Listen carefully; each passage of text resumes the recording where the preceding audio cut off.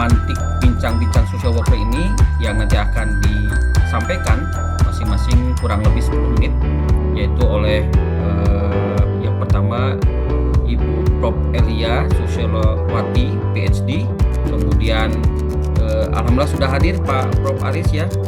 Terima kasih. Kemudian nanti Pak Dr. Abu Hurairah, MSI. Kemudian Pak Binsar, kita tunggu. Kemudian Bu Dr. Ana, Bu Dr. Siti Ana, punya TMSI. Dan setelah dipaparkan pemantik bincang-bincang ini, kita akan lakukan dialog social worker. Dan yang berikutnya adalah kesimpulan dan penutup. Bapak Ibu, mari kita buka acara ini dengan ucapan basmalah bersama-sama. Bismillahirrahmanirrahim. Untuk selanjutnya kepada Bapak Ketua Dewan Pembina Yayasan Pekerja Sosial Indonesia, kami persilakan untuk mengantarkan acara ini. Saya persilakan. Ya, baik. Assalamualaikum warahmatullahi wabarakatuh. Alhamdulillahirabbil alamin. Alhamdulillahirabbil alamin.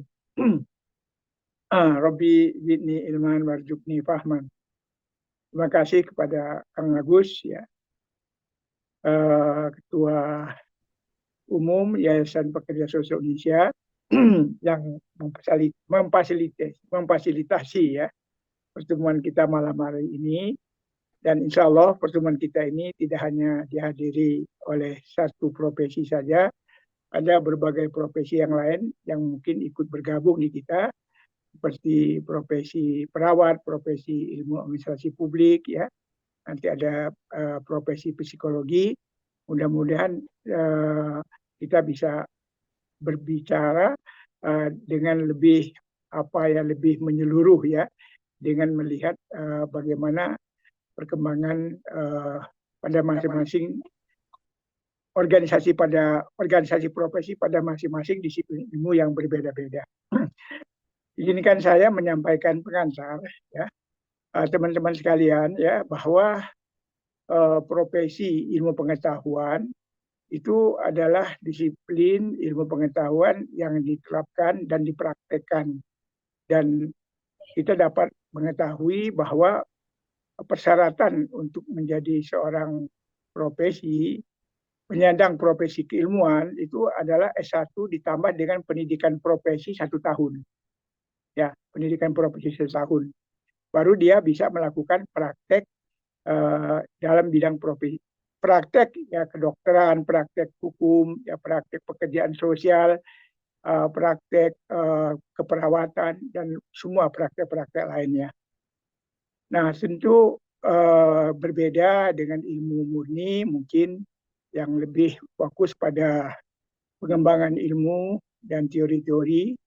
Namun dalam faktanya kita lihat ilmu murni juga sudah mulai bergeser, melakukan berbagai macam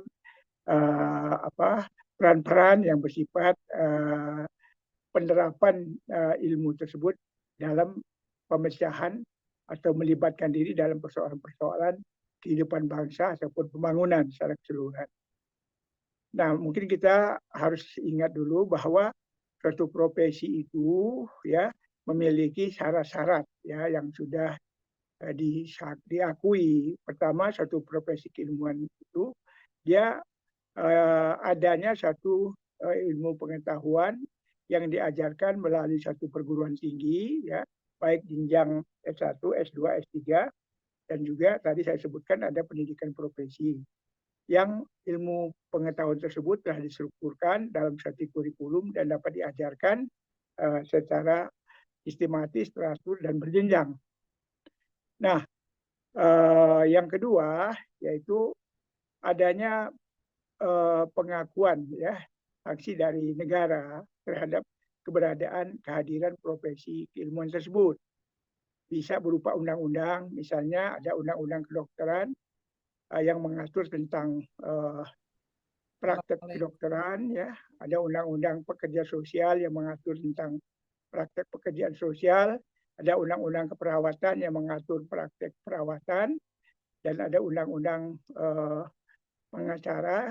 kepengacaraan yang mengatur tentang advokat, ya, pengacara, dan lain sebagainya.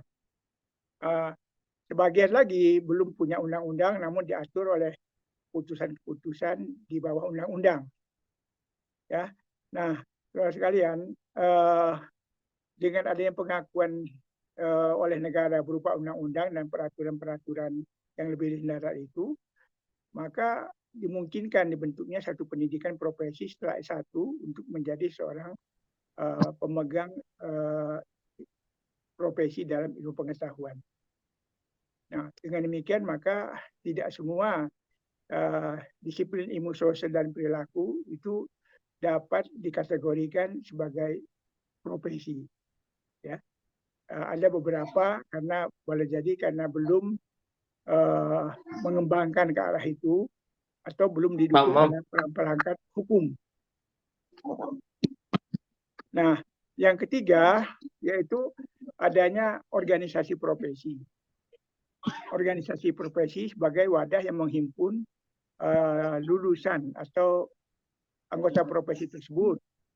Nah, organisasi misalnya di kedokteran ada Ikatan Dokter Indonesia, kemudian pengacara juga ada IKADIN, ada Peradi dan semacamnya. Di keperawatan juga ada, di kedokteran ada Ikatan Dokter Indonesia, dalam pekerjaan sosial juga ada organisasi semacam itu. Nah, organisasi profesi ini sebagai wadah kerjasama anggota-anggotanya ya untuk membangun suatu kekuatan dalam pengembangan keilmuan ataupun dalam kemudahan melakukan praktek, dan mereka bekerja sama sekuat tenaga untuk melaksanakan tugas-tugas praktek keilmuannya. Nah, fungsi yang kedua dari organisasi profesi itu adalah melakukan pengembangan teori-teori ya, konsep-konsep di lingkungan ilmu pengetahuan yang bersangkutan melalui penelitian ilmiah dan melalui berbagai kajian-kajian keilmuan lainnya. Sehingga dengan demikian maka perkembangan ilmu pengetahuan pada disiplin ilmu tersebut semakin besar dan semakin kuat.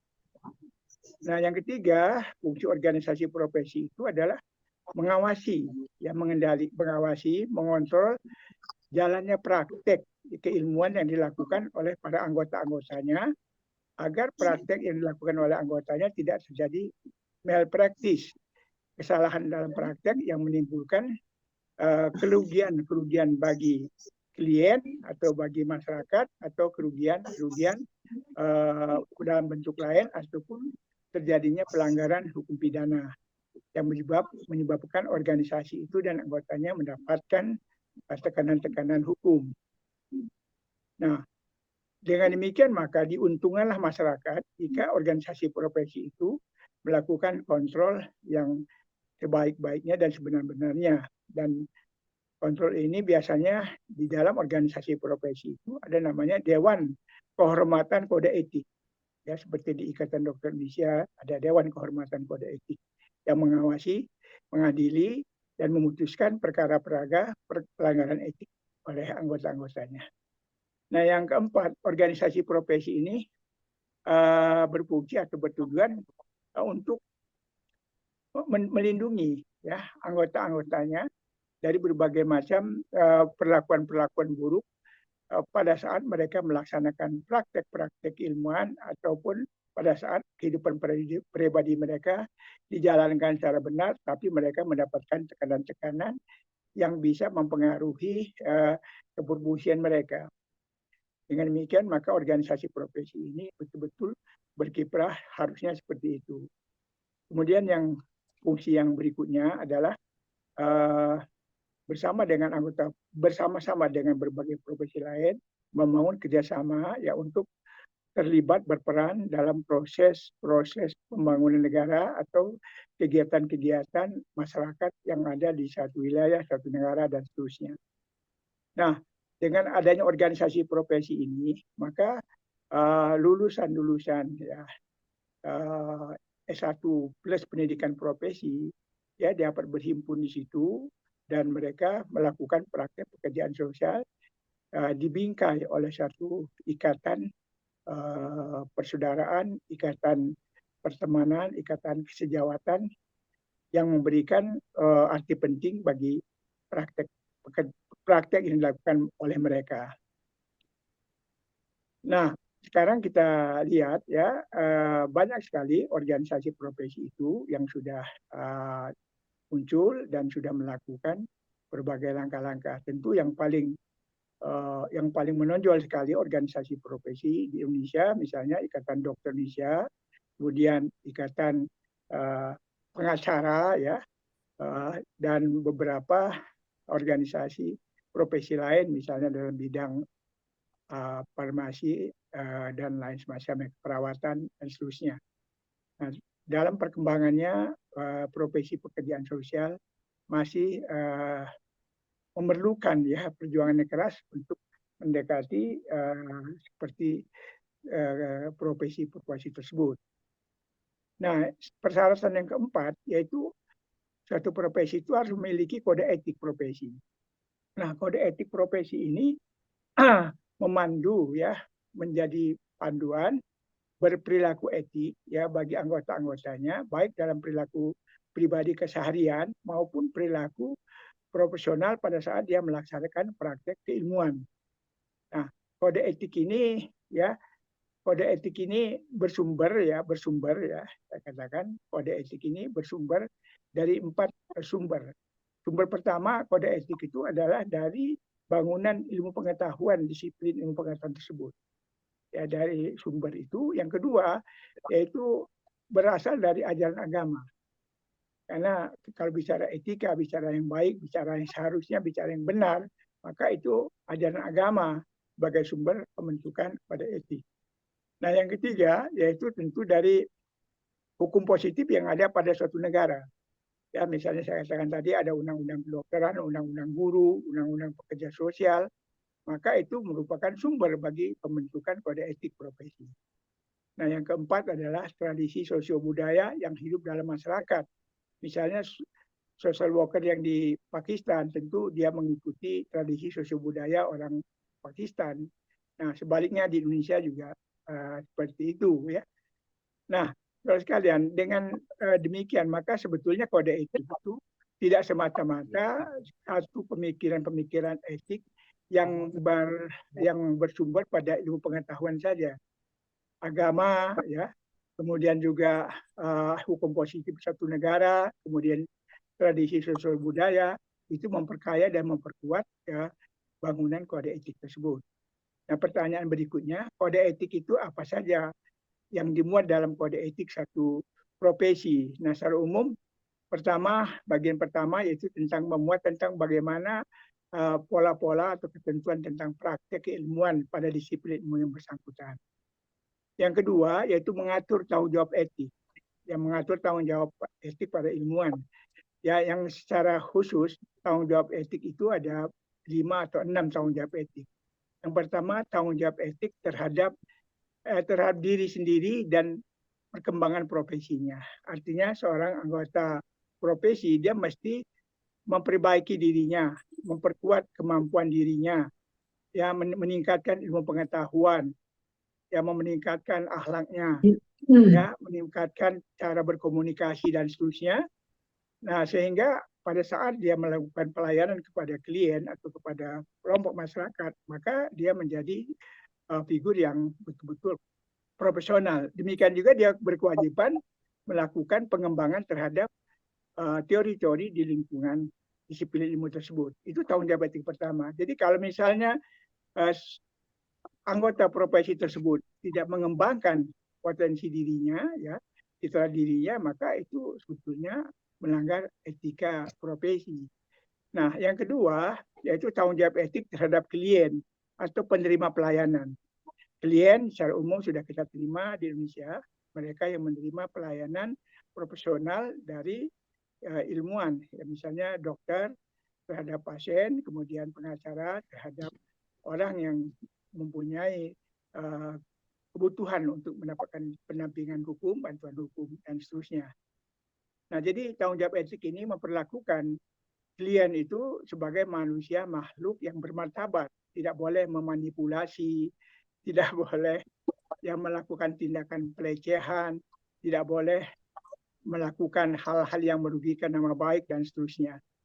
Dan inilah barangkali yang sering ditanyakan oleh masyarakat, ya, kenapa beberapa profesi kok melakukan pelanggaran tanggung jawab etik terhadap kliennya gitu kan. Nah, yang ketiga yaitu tanggung jawab etik terhadap sejawat satu profesi. Mereka harus kerjasama, bangun bahu membahu, jangan rebutan klien sekedar untuk cari duit misalnya. Jadi perpindahan satu klien kepada seorang anggota profesi satu pada anggota profesi lain harus dilakukan melalui proses kerjasama, saling pengertian, dan tidak menimbulkan konflik-konflik.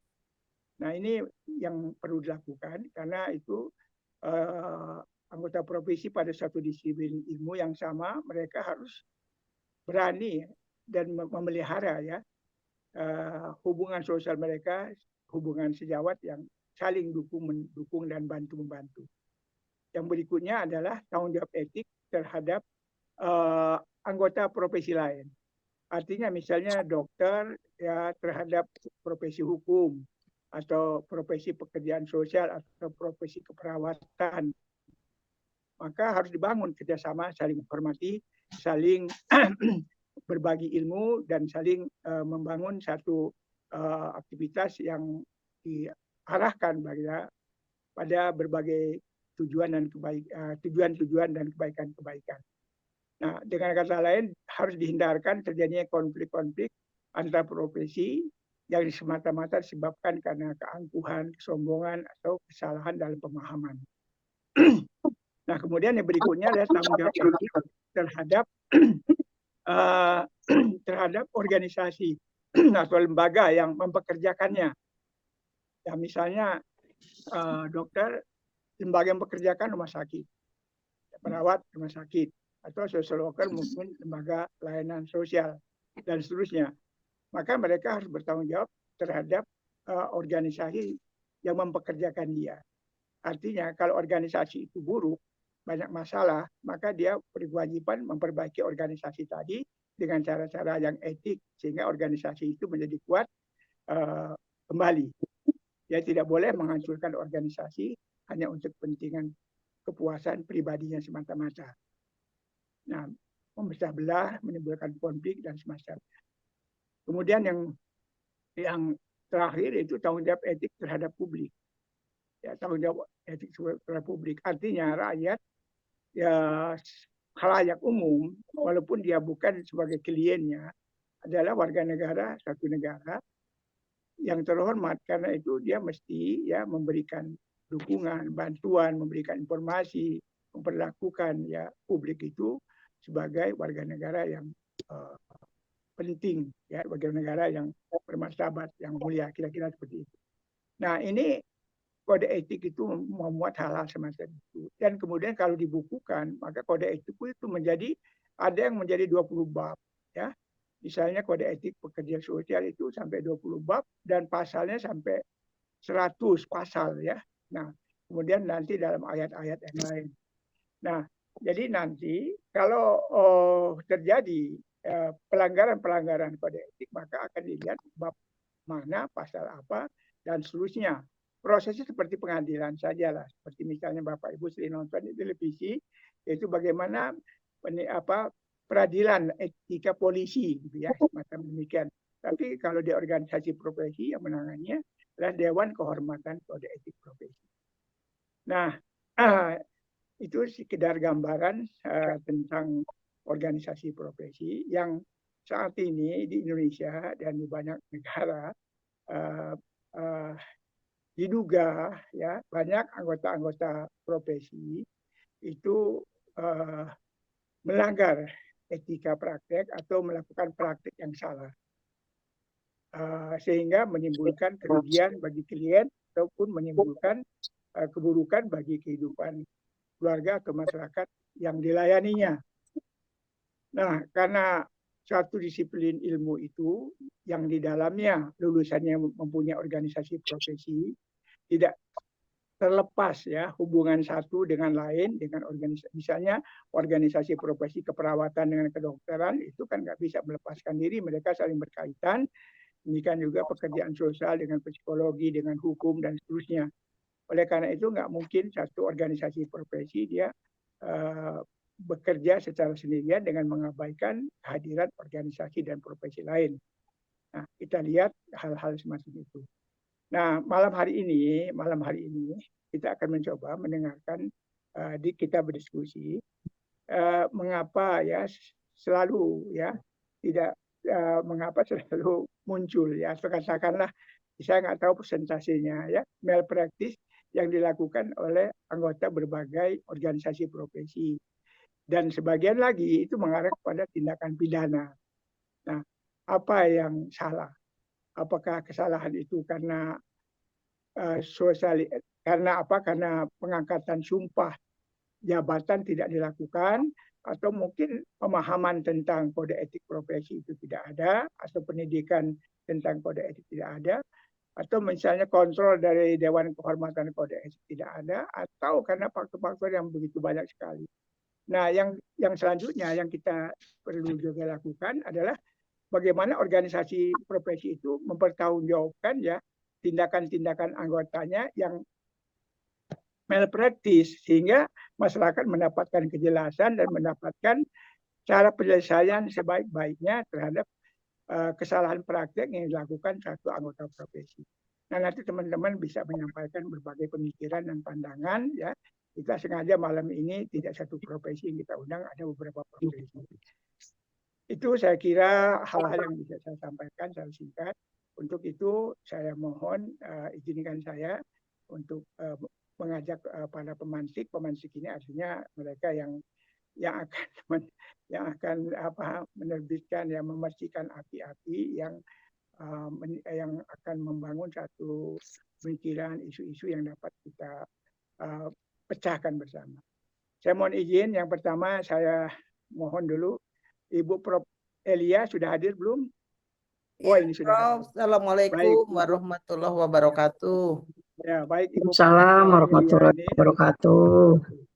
Nuhun Bu Prof. Elia ini adalah seorang social worker ya, guru besar social work ya di dulu namanya STKS ya, sekarang namanya Poltek Kesos. Baik Ibu Elia, Ibu silakan selama 10 menit ya. Mangga Ibu.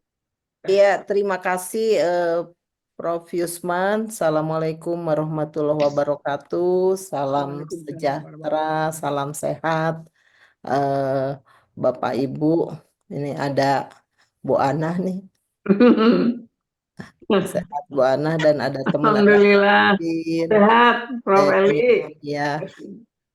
Iya, terima kasih tadi sudah dibuka oleh Prof. Yusman, itu sudah dijelaskan bicara tentang etika ya, tentang etika, nilai etik. Jadi tadi sudah dijelaskan. Jadi kalau etika ini adalah norma standar yang apa?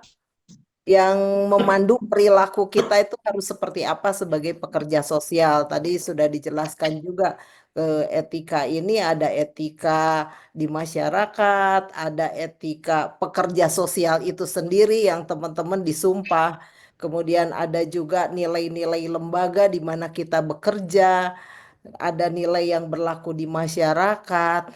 Ya, itu sudah dijelaskan. Nah, bagaimana kita sebagai pekerja sosial ini berperilaku. Nah, kalau isu-isunya tadi sudah banyak dijelaskan oleh Prof. Yusman, namun yang saya lihat di dalam praktek pekerjaan sosial ini yang kurang itu adalah supervisi ya. Supervisi siapa yang mengsupervisi di dalam pelaksanaan praktek. Ini saya pernah riset tentang praktek supervisi dalam praktek pekerja sosial anak. Saya apresiasi waktu itu ke Kementerian Sosial yang menempatkan supervisor dalam melaksanakan praktek, tetapi belum sesuai dengan standar.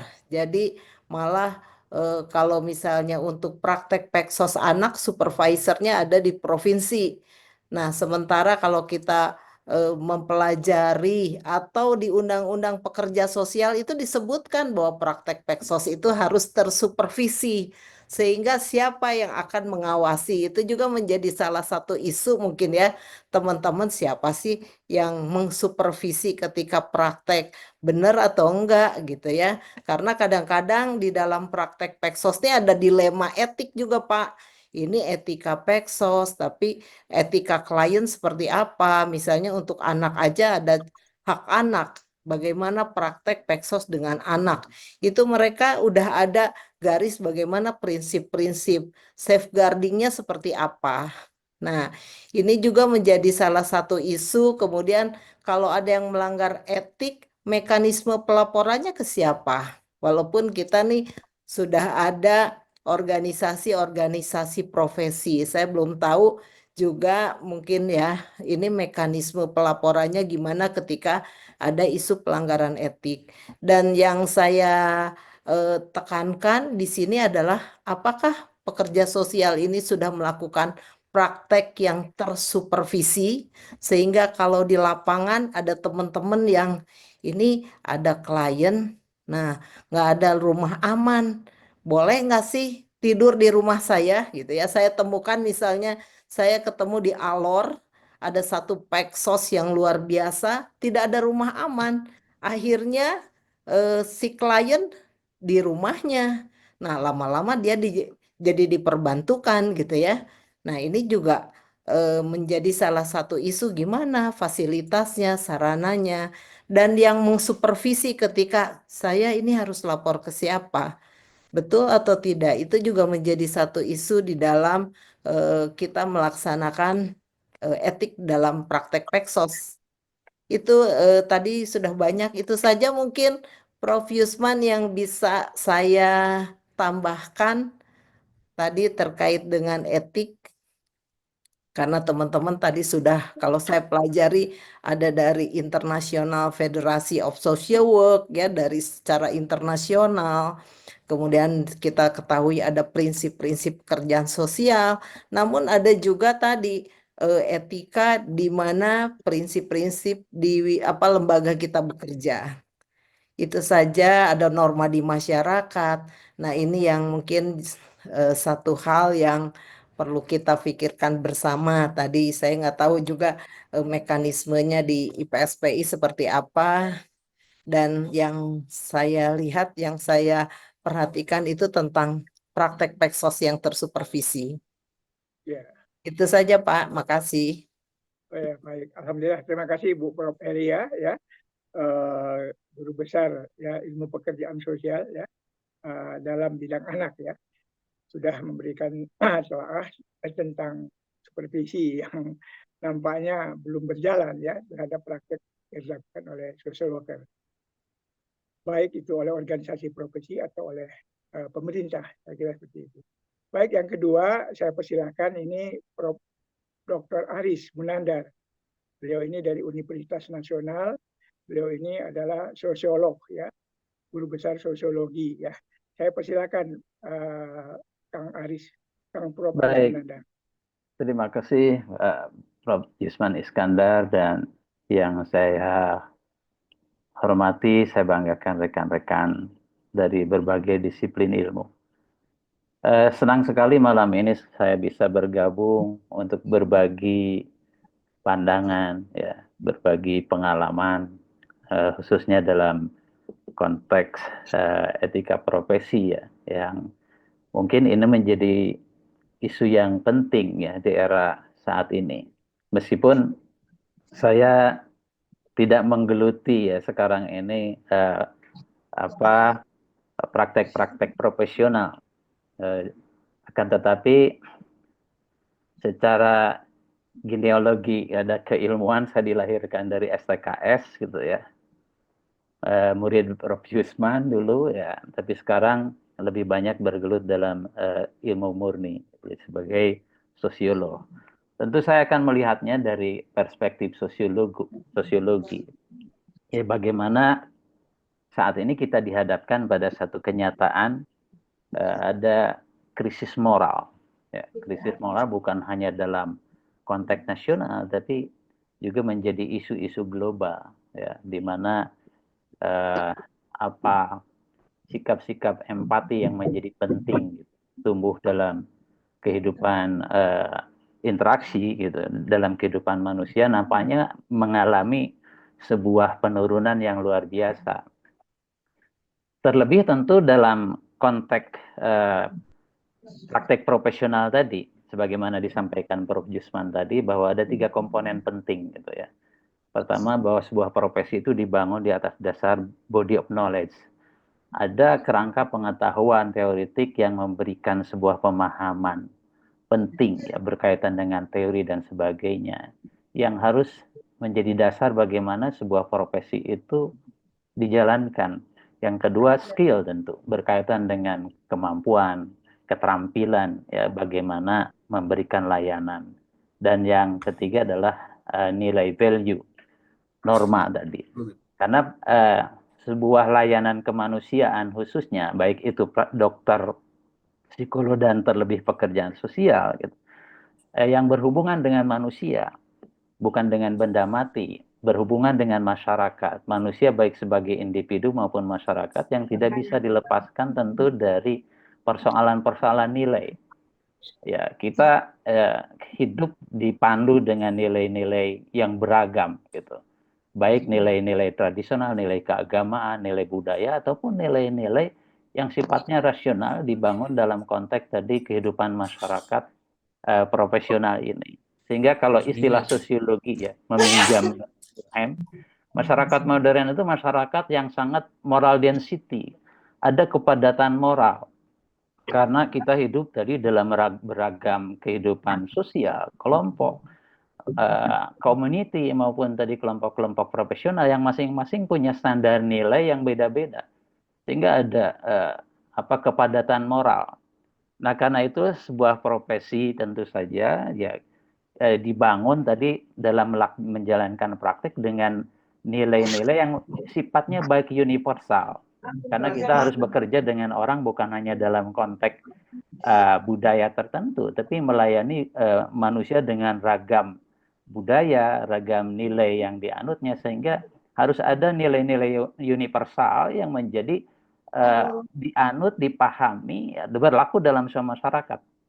Maka dalam perspektif filsafat ada dua etika gitu ya, etika absolutis dan etika relativis.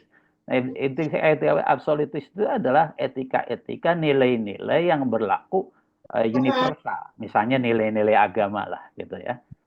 Itu relatif punya jangkauan, spektrumnya luas gitu, sehingga kita bisa menerapkan etika ini dalam berbagai ragam masyarakat. Tapi ada etika relativis yang berlaku dalam konteks budaya, dalam konteks bangsa yang berbeda-beda. Artinya ini juga harus menjadi bagian yang diakomodasi dalam etika profesi, dan itu memang berlaku dalam setiap profesi saya kira. Akan tetapi tentu seorang profesional yang menjalankan dari praktek ini juga mempunyai banyak nilai gitu. Baik nilai-nilai yang dibangun oleh profesinya dalam bentuk kode etik tadi, etika profesi, yang memaksa dia, kalau dalam bahasanya Durkheim ya, sosiologi, dia sebagai social fact, sebagai fakta sosial yang mengendalikan cara berpikir, merasa, bertindak seorang profesional tadi berdasarkan tuntutan profesinya, apa yang harus dilakukan, apa yang tidak boleh dilakukan. Tapi di sisi lain, ya dia sebagai bagian dari masyarakat juga tidak bisa dilepaskan dari otonomi dirinya, ya, kebebasan dirinya untuk melakukan hal-hal tertentu yang seringkali bisa berlawanan dengan tadi etika profesional yang memandu kehidupan dia. Sehingga saat ini kita dihadapkan pada kenyataan, Prof dan rekan-rekannya, banyak sekali pelanggaran-pelanggaran etik gitu. Tadi malpraktek yang seharusnya seorang dokter misalnya bagaimana memperlakukan pasiennya ya, dengan standar-standar moral etika tertentu.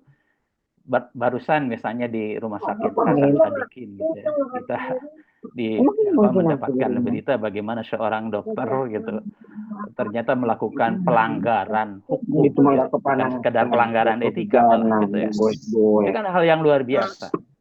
Artinya kita dihadapkan suaranya kalau sedang yang mengganggu Prof Aris ya. Ada sejedah, ada yang bicara sama keluarganya, mohon itu dimatikan dulu Kang kalau bicara sama keluarga ya, supaya nggak masuk ke media ini kan. Ya, mohon Kang Mukhtar atau siapa ya, mohon punten benar. Enggak teruskan Kang. Baik. Nah, ini problem-problem yang dihadapkan tentu kasus-kasus ini tidak bisa dilepaskan dalam konteks kehidupan masyarakat yang luas. Ada tuntutan-tuntutan ya yang secara sosial, misalnya seorang dokter misalnya. Bukan rahasia saya kira ada kepentingan-kepentingan kapitalisme obat misalnya, perusahaan-perusahaan obat yang punya tujuan-tujuan bagaimana agar obatnya digunakan di rumah sakit. Nah, kan menjadi dengan janji-janji tentu implikasi-implikasi ekonomi yang dijanjikan pada dokter, sehingga ini bukan rahasia umum gitu ya. Jadi banyak pandangan-pandangan bahwa rumah sakit sudah menjadi lahan bagaimana ada komodifikasi nilai atau kapitalisme pengobatan yang pasien itu dipaksa tadi untuk menerima, karena seorang profesional tentu kan punya nilai-nilai kepercayaan yang masyarakat itu mempercayakan kesehatannya pada dokter. Jadi dia punya tanggung jawab moral kemanusiaan yang luar biasa. Nah, ini yang tidak boleh dilupakan ya. Tapi karena seringkali dikorbankan kepentingan ini untuk kepentingan uang misalnya. Itu ya, mungkin dalam dunia profesi pekerjaan sosial kondisi semacam itu belum terlalu banyak ditemukan gitu ya. Akhirnya terjadi tadi komersialisasi, komodifikasi ya dalam pengobatan dan sebagainya untuk kepentingan-kepentingan mencari keuntungan. Ini situasi yang memaksa gitu bagaimana kondisi sosial masyarakat saat ini di tengah tuntutan gaya hidup dan sebagainya seringkali mengabaikan nilai-nilai tadi empati, nilai-nilai tanggung jawab moral ya yang harus dijalankan sebagai seorang profesi. Saya kira ini realitas yang tidak bisa diabaikan, sehingga pendidikan profesi di mana persoalan-persoalan tadi nilai etika itu harus semakin dikuatkan. Ada kontrol ya terhadap pelaksanaan praktek ini yang memungkinkan penyimpangan-penyimpangan terhadap itu bisa dikendalikan. Tapi persoalannya sekarang kepentingan-kepentingan komersialisasi dan sebagainya itu yang dijalankan oleh kekuatan ekonomi global justru bekerja dalam level sistem gitu. Bekerja dalam level struktur sehingga mempengaruhi organisasi-organisasi profesi gitu untuk dalam hal tertentu bisa melanggar terhadap standar-standar moral yang ada. Saya kira ini menjadi situasi yang sekarang dihadapi khususnya oleh kita di Indonesia sebagai aktor-aktor yang menjalankan tadi pekerjaan-pekerjaan profesional. Saya kira itu Pak yang bisa saya sampaikan ya dalam waktu yang ringkas. Terima kasih Pak Prof. Yusman dan teman-teman. Assalamualaikum warahmatullahi wabarakatuh. Waalaikumsalam warahmatullahi wabarakatuh. Alhamdulillah Kang Haris, Prof. Haris sudah luar biasa tadi, sudah membahas krisis moral ya, konflik nilai ya, kemudian juga globalisasi, komersialisasi juga menimpa dan juga berbagai macam kepentingan-kepentingan ekonomi lain. Nuhun Kang Prof. Haris ya, ini luar biasa. Baik, selanjutnya kita sekarang memasuki ke ranah yang memang selalu yang sering disoroti, yaitu kami minta Kang Evan ya. Kang Evan ini perawat ya, tapi dokternya belum bisa saya ajak malam ini, sehingga mungkin nanti Kang Evan ini bisa juga mewakili perawat dan juga mungkin bisa ngomong tentang profesi kesehatan. Kang Evan sudah hadir? Silakan Kang Evan. Kang Evan Fardian Asyari ya. Suaranya nggak kedengaran Kang. Belum ada suara. Udah Prof, udah jelas? Ya jelas, sudah. Silakan. Baik, terima kasih. Assalamualaikum warahmatullahi wabarakatuh. Waalaikumsalam warahmatullahi wabarakatuh. Yang saya hormati Prof. Yusman Iskandar, yang saya hormati Bapak Ibu yang alhamdulillah bisa hadir pada kesempatan malam ini dengan diskusi, dan juga ada tadi tema terkait malpraktik di salah satu istilahnya profesi. Nah, kebetulan saya sendiri dari Garut ya dengan profesi aslinya yaitu perawat ya, untuk D3 S1 dan profesinya itu ngambil keperawatan. Nah, apa namanya, sedikit tadi melihat dari beberapa penjelasan ya tadi terkait malpraktek ya, atau pelanggaran-pelanggaran etika. Pada prinsipnya di kami itu kebetulan ada organisasi perawat mulai dari pusat, wilayah atau provinsi, dan juga kabupaten atau daerah. Kami itu di perawat itu profesi kami namanya PPNI ya, Persatuan Perawat Nasional Indonesia. Nah, berbicara terkait tadi malpraktik, mungkin di profesi kami ini ada dua tempat praktik ya. Yang pertama ketika perawat melakukan praktik keperawatannya di instansi pemerintah atau swasta. Nah, itu yang pertama. Yang kedua ada praktik mandiri. Itu biasanya dilaksanakan di tempat swasta biasanya, di luar instansi. Bisa di rumah seperti halnya dokter, bidan, perawat pun ada. Nah, ketika ada isu-isu terkait malpraktik ini, prinsip-prinsip di kami di keperawatan tentunya harus memperhatikan mulai semenjak kuliah D3 S1 profesi dan S2 itu yang memang selalu ditanamkan di prinsip etika keperawatan itu ada yang disebut dengan istilah otonomi. Jadi yang pertama harus menghormati hak pasien itu. Yang kedua di kami itu di profesi perawat untuk istilahnya memegang prinsip etika keperawatan yaitu beneficient, yaitu tindakan yang bertujuan untuk memberikan manfaat terhadap klien atau pasien.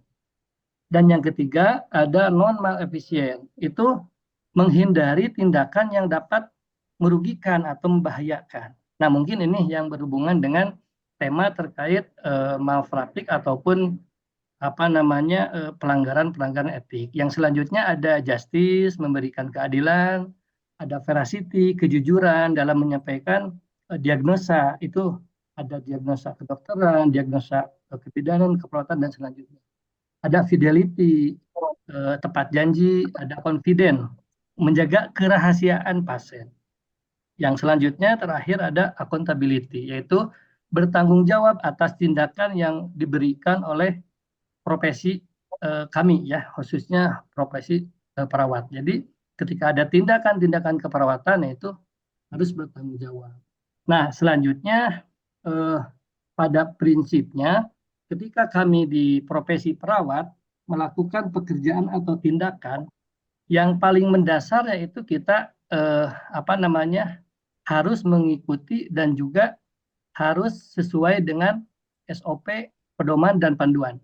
Nah, jadi setiap tindakan, setiap pemeriksaan itu ada panduan, pedoman, dan juga SOP-nya.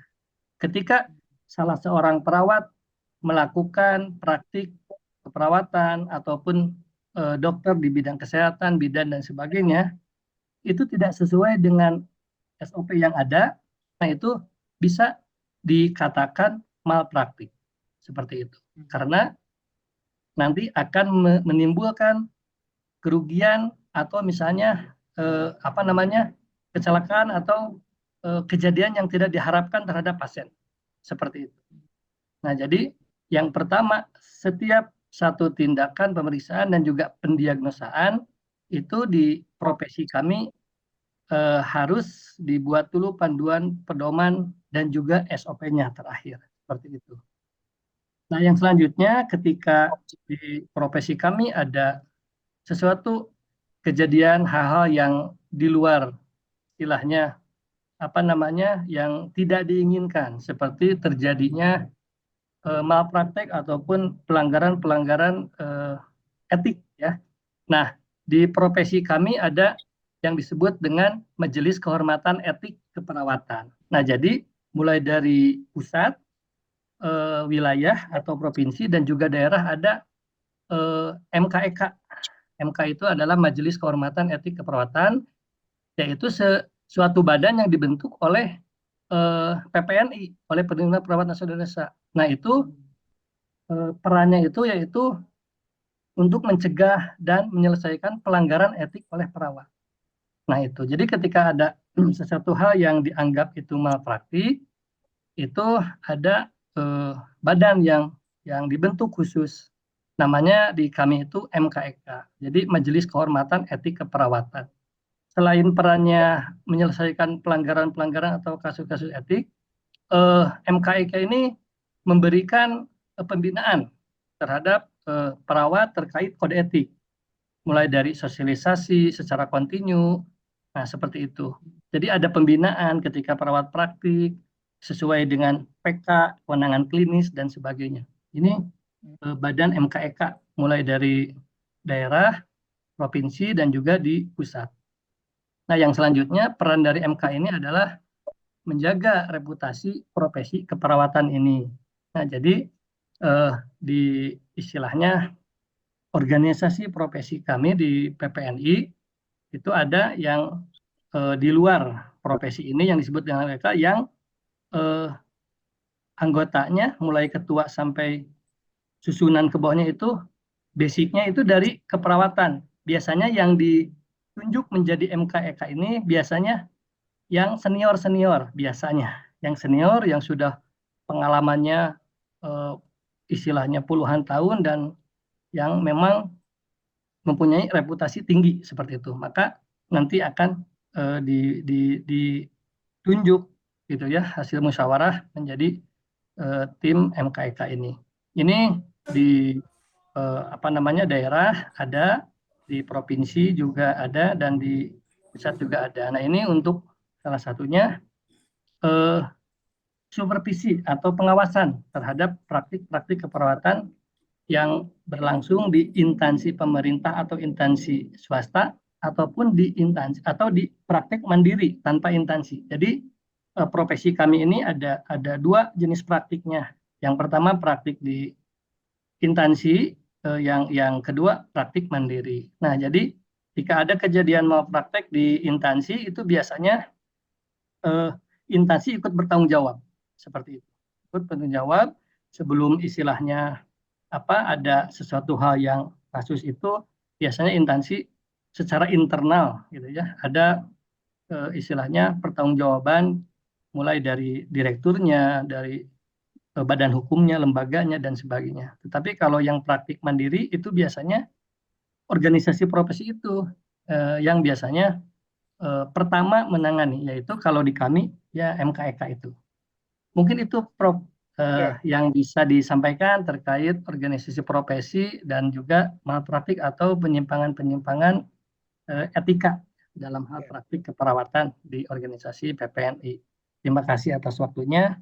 Assalamualaikum warahmatullahi wabarakatuh. Ya, Waalaikumsalam warahmatullahi wabarakatuh. Terima kasih Kang Evan Pardian Asyari ya. Beliau ini betul-betul seorang profesional ya, perawat yang bersertifikat, dan kemudian beliau juga sudah menjelaskan ya salah satu disiplin ilmu atau profesi yang sudah punya undang-undang ya.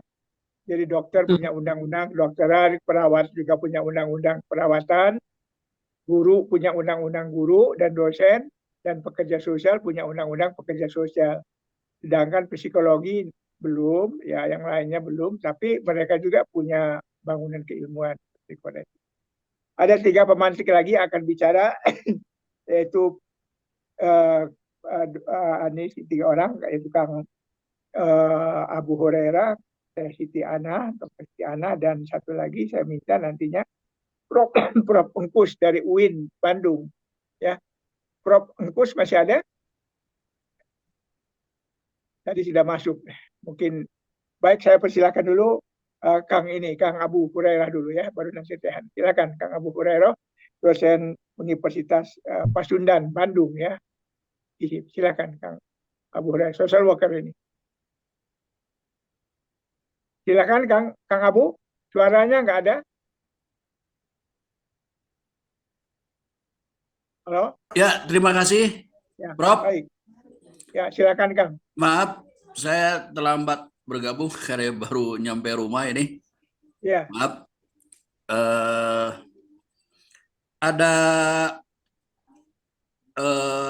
PowerPoint sebetulnya. Mungkin nanti saya akan singkat saja. Mungkin saya bisa menayangkan PowerPoint. Prof, izin? silakan. Ya, Berdiri aja Kang. ya.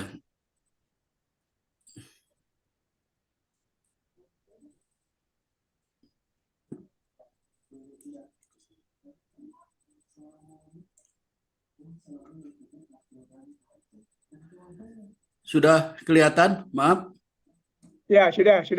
Ya, baik, karena ini waktunya singkat, hanya 10 menit maksimal, saya mungkin akan menyoroti tentang bagaimana pentingnya metaetika dalam pekerjaan sosial. Ya, dalam sejarah filsafat Barat, etika adalah cabang filsafat yang sangat berpengaruh sejak zaman Socrates, ya. 470 sampai 399 sebelum Masehi. Kemudian etika membahas baik, buruk, ataupun benar tidaknya tingkah laku atau tindakan manusia, serta sekaligus menyoroti kewajiban-kewajiban manusia. Etika tidak mempersoalkan apa dan siapa manusia itu, tetapi bagaimana manusia itu seharusnya berbuat atau bertindak. Nah, ini bagaimana filsafat aksiologi dalam praktek pekerjaan sosial ini karena penting. Karena apa? Pekerjaan sosial itu sebagai disiplin akademik dan praktek pertolongan. Ini di dalam definisi International Federation of Social Workers yang terbaru 2014 itu menyatakan secara jelas bahwa pekerjaan sosial adalah sebagai disiplin akademik dan praktek pertolongan. Kemudian aksiologi juga memberikan basis etika terhadap pekerjaan sosial. Kemudian aksiologi mendorong pekerjaan sosial untuk mengkonstruksi nilai-nilai bagi pekerjaan sosial. Nanti akan saya sampaikan 6 nilai, ya, core value, 6 nilai itu yang sebetulnya 6 nilai profesi ini termasuk di dalamnya bagi profesi pekerjaan sosial. Tapi juga tadi yang disampaikan Pak Evan itu sebetulnya dilandasi oleh 6 nilai ini, karena ini bersifat universal, juga bisa digunakan untuk keperawatan, ya, selain kedokteran, kemudian juga jurnalistik dan lain-lain. Kemudian aksiologi juga memberikan kekuatan-kekuatan tertentu di balik etika. Nah, ini pentingnya metaetika, ya. Jadi meta ini di balik etika, ya, di balik etika. Yakni di luar yang tampak terhadap praktek pekerjaan sosial, sehingga lahirnya kode etik pekerja sosial. Nah, ini saya langsung saja ini etika, bagaimana Catchburton itu mendefinisikan etika sebagai nilai-nilai dan norma-norma moral yang menjadi pegangan bagi seseorang atau suatu kelompok dalam mengatur perilaku. Sedangkan menurut Purwadaminto, etika merupakan studi tentang prinsip-prinsip moral. Jadi Bapak Ibu sekalian, bahwa etika ini adalah salah satu cabang filsafat, cabang utama filsafat. Makanya etika itu bisa disebut sebagai filsafat moral. Ilmu tentang moral, ilmu pengetahuan tentang moral. Kalau cabang-cabang utama filsafat yang lainnya, epistemologi, filsafat ilmu pengetahuan, kemudian kosmologi, filsafat alam semesta, kemudian estetika, filsafat keindahan, kemudian ya etika ini filsafat moral, kemudian logika, filsafat berpikir, kemudian filsafat tentang berbagai disiplin ilmu, diantaranya ada filsafat pekerjaan sosial. Nah, etika menurut Robert L. Barker ini dalam Kamus Pekerjaan Sosial disebut bahwa etik adalah sistem prinsip moral dan persepsi tentang benar lawan salah, ataupun juga sebagai sebagai hasil dari filsafat perilaku yang dipraktekkan oleh individu, kelompok, profesi, dan juga budaya. Nah, metaetika ini adalah sebuah bentuk analisis kritik atau analisis kritis yang berkaitan dengan menganalisis semua peraturan yang berkaitan dengan tingkah laku baik ataupun jahat. Metaetika mengkaji soal prinsip-prinsip yang paling dasar dari etika dan penggunaannya. Inilah sebetulnya perlunya metaetika ya dalam pekerjaan sosial. Jadi lebih dasar lagi kalau berbicara tentang metaetika karena dia paling akar dari etika dan ia adalah sebagai di balik etika. Jadi prinsip-prinsip dasarnya itu dianalisis melalui metaetika.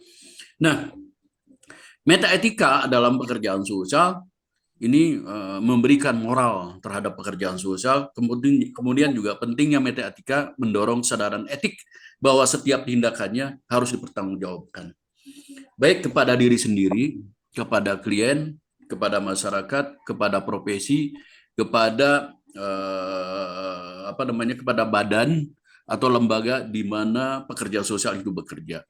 Nah, kalau ada seperti ini, punya kesadaran dari pekerja sosial atau juga dokter gitu ya, kemudian juga perawat, dokter gigi, jurnalis, itu saya kira tindakan-tindakan yang malpraktek yang sekarang ini marak justru dilakukan oleh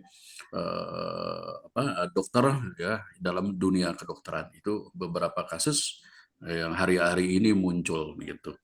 Kemudian pekerja sosial juga harus memiliki kehendak yang baik dalam menjalankan tugas-tugas profesi. Nah, ini kalau dilandasi kehendak yang baik seperti ini, saya kira malpraktek ini saya kira bisa dicegah seperti itu.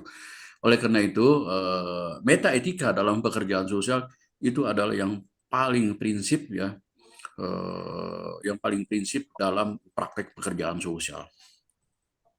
Nah, ini yang 6 core value ya, sebetulnya ini bukan hanya dalam pekerjaan sosial.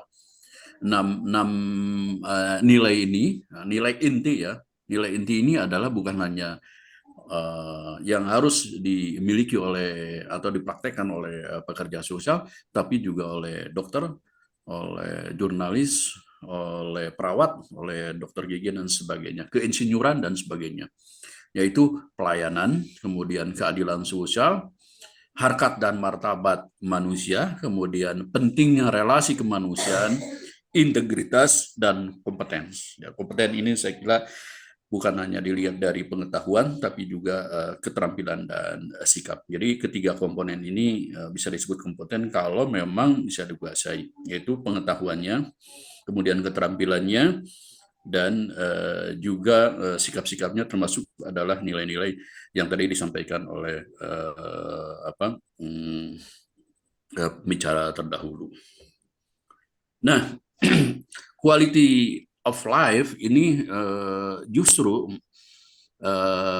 prinsip etik ini adalah bisa mendorong atau meningkatkan kesejahteraan secara umum dari masyarakat, mencakup diantaranya tentang kesehatan mental dan fisik, kemudian kebahagiaan, pemenuhan spiritual, kemudian keluarga, dukungan sosial, kemudian kepuasan kerja, dan lingkungan yang bersih, dan sebagainya. Ini saya kira body of value ya, selain body of skill dan body of knowledge, inilah adalah hal yang penting karena itu harus terintegrasi ya, body of knowledge, body of skill, body of value ini secara integrasi terus menyatu di dalam praktek pekerjaan sosial.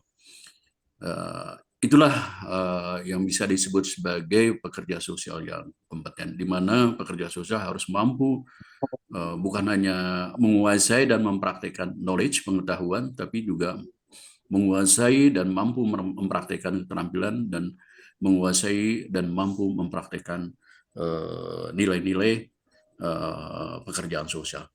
Mungkin itu, Prof. Yusman, juga Bapak Ibu sekalian, yang bisa saya sampaikan ini sebagai highlight. Terima kasih. Assalamualaikum warahmatullahi wabarakatuh. Waalaikumsalam warahmatullahi wabarakatuh. Alhamdulillah, nuhun Kang Abu Hurairah ya, sudah menjelaskan tentang etika dilihat dari perspektif ya teoritik atau pendekatan filsafat ya, yang mungkin ya perlu dibangun, diperkuat di dalam berbagai organisasi profesi yang nantinya bisa disampaikan kepada anggota-anggota. Nuhun Kang Abu ya. Baik, ada 2 orang lagi pemantik. Kang Prof. Mungku sudah hadir belum? Belum. Ya, tadi sudah ada. Baik, kalau begitu saya persilakan dulu Teh Dr.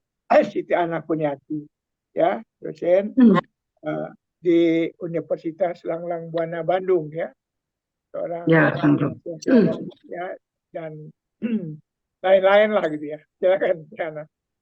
ya. Bismillahirrahmanirrahim. Raditu billahi robba wa bil islami dina wa bi Muhammadin nabiyya wa rasulullah rabbi zidni iman warzuqni fahman. Kang Prof. Yusman yang kami hormati, teman-teman, sahabat-sahabat, dan ibu bapak yang hadir pada malam ini. Sudah banyak ya tadi yang disampaikan oleh teman-teman yang lain, dari mulai Prof. Eli, Prof. Prof.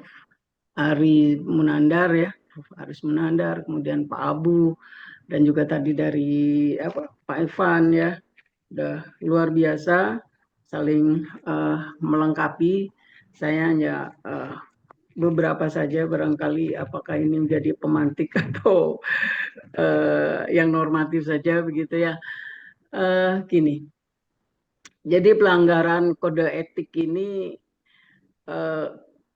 konsumsi keseharian kita dari berbagai media ya, TV, kemudian juga media sosial yang lain, luar biasa ya. Ini kalau misalnya sih sudah gawat ini ya, sudah darurat juga gitu ya, pelanggaran ini. Betapa kita setiap hari menyaksikan bagaimana pelanggaran hakim ya di dalam melaksanakan keputusan-keputusannya, kemudian juga jaksa, polisi, KPK gitu ya, para penegak hukum, itu luar biasa itu malprakteknya sebetulnya kayak gitu ya. Terakhir juga kita dihebohkan banyak dengan perilaku dokter ya, dari mulai kasus bully sampai ada yang bunuh diri gitu ya kemarin di Garut ya, kemudian juga di Bandung, pokoknya luar biasa. Ini pertanyaan besarnya, ini mengapa gitu ya orang ini jadi mendowngrade dirinya sebagai manusia gitu. Kalau Allah menyatakan itu, bisa jadi orang itu bisa lebih rendah kan dari binatang begitu. Luar biasa begitu ya persoalan-persoalan itu, sehingga ya memang terjadi dehumanisasi ya di kita ini. Kemudian tadi Pak Abu menyampaikan itu persoalan-persoalan moralitas ya, filsafat moral ini, persoalan etika ini gitu ya. Jadi orang jadi amoral tadi ya. Memang malpraktek ini beda-beda ya tingkatannya, levelingnya ya, sampai pada persoalan-persoalan tindak pidana yang begitu parah gitu ya. Nah, kalau dari teori klasiknya begitu ya, orang melanggar etika ini juga bisa jadi karena memang ada minat orang itu yang memang tadi ya tidak bermoral gitu, nafsu lawamahnya cukup tinggi gitu ya, atau tinggi gitu ya, menguasai dirinya. Dan juga yang kedua persoalan kesempatan ini. Jadi kalau kita mau menanggulangi persoalan itu, yang paling tidak ya minimal pada 2 persoalan pokoknya gitu ya, moralitasnya ya diperbaiki gitu ya. Pendekatannya apa? Dengan pendekatan agama. ya pendekatan sanksi yang tegas gitu. Kemudian juga kesempatan-kesempatan itu yang harusnya ditiadakan, ya diminimalisir sehingga orang itu meskipun nafsunya besar untuk amoral, tapi karena kesempatannya lingkungannya begitu sangat menciptakan orang tidak bisa berbuat seenaknya, yaitu harusnya diintervensi juga, gitu kan. Apakah dalam ruang-ruang di mana begitu ada terjadi pelecehan dan segala macam, kemudian CCTV-nya diperbanyak? Apakah selesai juga dengan itu? Jadi memang dua-duanya itu ya, variabel pendekatan agamanya dan juga pendekatan hukumnya, juga sarana prasarananya itu juga kan harusnya diintervensi gitu ya. Hierarchy of needs atau kebutuhan dasar. Itu melambangkan ada beberapa pakar yang lainnya mengatakan bahwa itu terjadi ketika misalnya negara krisis, itu terjadi ketika negara tolong ini Mas Lalmo, stakeholdernya daya belinya melemah. Suara dari mana ini? Menjawab, Anda akan duduk di sana. Kalau siapa yang nggak bisa jawab, akan duduk di sana. Yang tidak akan ikut IG selanjutnya di segmen selanjutnya. Tolong ini, kenapa ini suara masuk? Tolong teman yang mohon, kita sedang ada seminar. Silakan, Teh Siti Ana. Gangguan. Kami coba tambahkannya. Nah, sekarang bagaimana sih persoalan penegakan etika ya? Di samping tadi ya, kita menohok pada dua persoalan yang memantik munculnya pelanggaran etika. Ya, kemudian tadi ya, penegakan etika itu ya law enforcement-nya harus kuat. Di kita ini kan cenderung law enforcement-nya kan kedodoran tuh. Orang melanggar segimana juga tidak membuat orang jerak begitu. Ya, nah ini yang harusnya membuat orang itu jerak gitu ya. Sehingga orang juga hati-hati ya ketika ingin melakukan kegiatan yang malpraktek.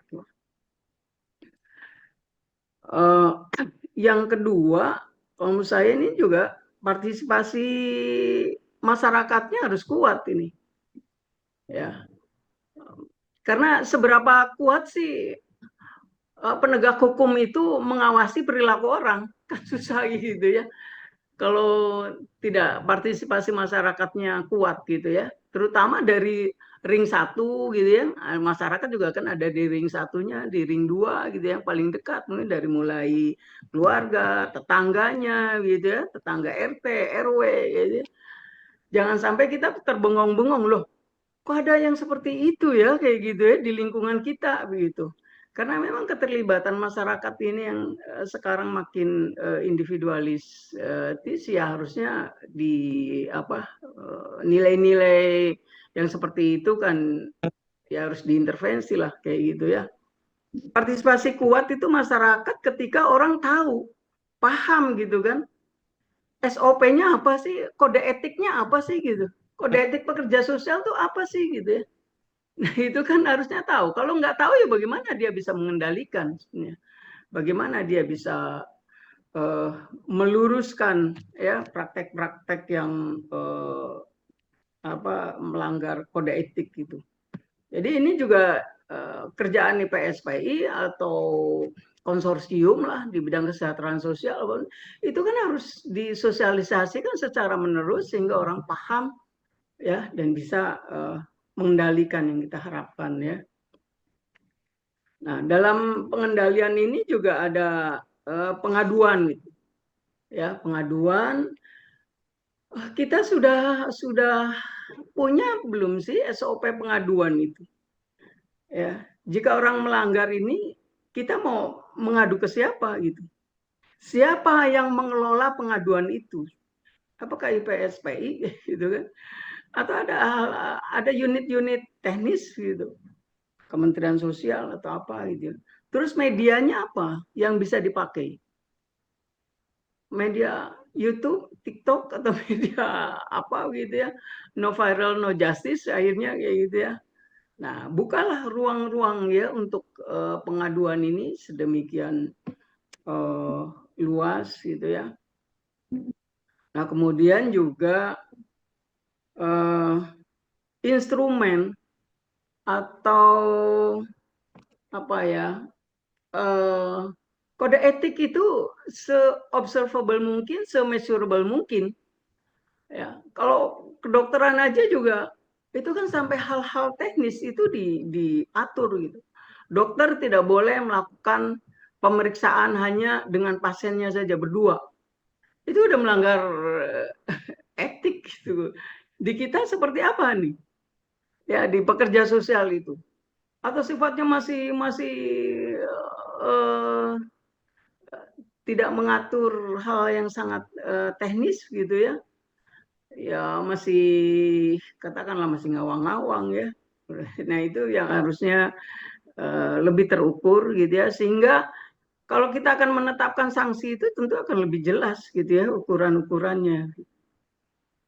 Nah, kemudian yang terakhir ini persoalan penegakan etika ini tidak lain, ini teman-teman yang terlibat di uji kompetensi juga ya, hukum untuk suatu profesi itu juga harus benar-benar itu.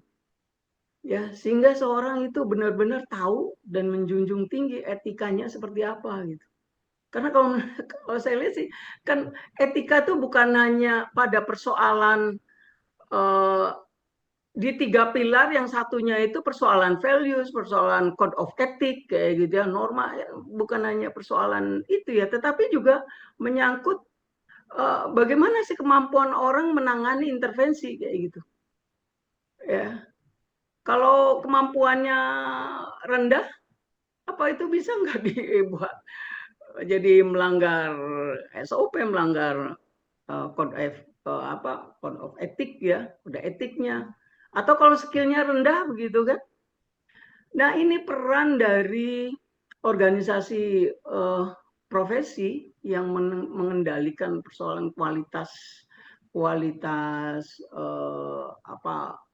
orang ya, kualitas profesinya itu harus benar-benar itu ya bertanggung jawab itu kayak gitu ya. Kemudian ini satu lagi ya, persoalan-persoalan apakah di dalam pelanggaran kode etik pekerja sosial itu hanya berkaitan dengan persoalan-persoalan direct services yang pelayanan langsung klinis gitu, atau juga bisa ditingkatkan ya pada pelayanan-pelayanan yang indirect services, karena kita kan bermain di 2 ranah itu gitu ya, mikro ya termasuk juga mungkin bisa meso, dan juga makronya seperti apa gitu ya, pelanggaran-pelanggaran di tingkatan makro tuh ya. Dia sebagai researcher kayak gitu ya, itu juga kan ada kode etik peneliti.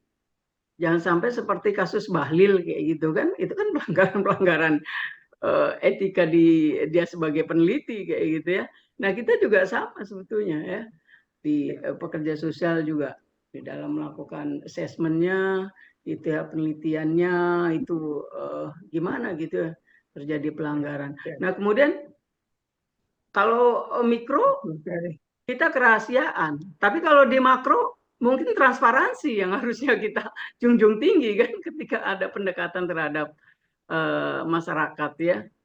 Nah itu saja Kang Prof. Mohon maaf banyak hal. Terima kasih. Saya kira terima kasih ya Dr. Ana ya sudah mengevaluasi secara keseluruhan ya dengan pemerintah, organisasi profesi tentang individu dan masa hal ya. Terus saya Siti Ana, saya minta pragmatik yang terakhir dari ilmu administrasi publik, Ketua Perhimpunan ya Ilmu Administrasi Publik tadi Profesor Engkus tadi udah masuk, sekarang masih ada?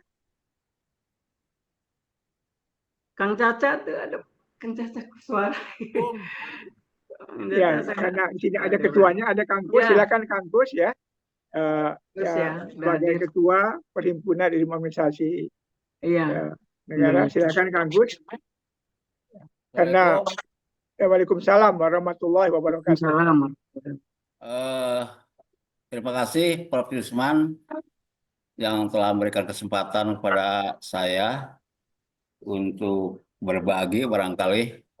Hanya maaf ini tidak persiapan yang lebih komprehensif, Prof. Hanya barangkali saya ingin menyampaikan beberapa hal tentang etika pelayanan publik, ya, di mana aspek penting dari administrasi publik ini tentunya membahas isu moral dan prinsip-prinsip yang memandu perilaku dan keputusan dalam pelayanan publik. Tentunya para ahli banyak berkontribusi dengan pemikiran mereka masing-masing, dan begitu juga budaya dari para birokrat, ya.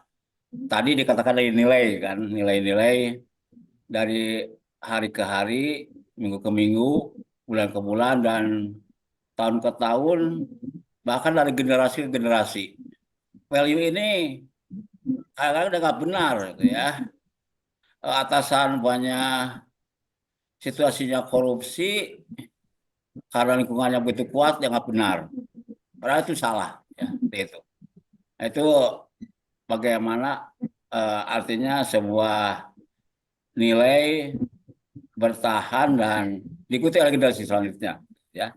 Jadi sumbangan itu bukan hanya dari para pemikir, juga para birokrat, ya. Pokoknya kita lihat Jim S. Brown, ya, dalam buku The American Service, Radical Reform and the Merit System. Konsep Brown ini membahas etika pelayanan publik, khususnya dalam konteks sistem merit system, ya, bagaimana mengerjakan pegawai berdasarkan kualifikasi dan kompetensi, ya. Ini sudah dikembangkan oleh ahli Brown ini, ya. Kemudian juga yang kedua, David Waldo, ini yang klasik, ya. David Waldo dalam The Study of Public Administration tahun 1948 mengangkat isu-isu etika dan pelayanan publik. Dia membahas tanggung jawab etis pegawai pemerintah dan pemerintah bekerja untuk kesejahteraan publik, ya. Ini kesejahteraan memang di awang-awang sudah dicapai, gitu, ya, kesejahteraan. Dari dulu kesejahteraan ingin dicapai tapi belum sejahtera, gitu.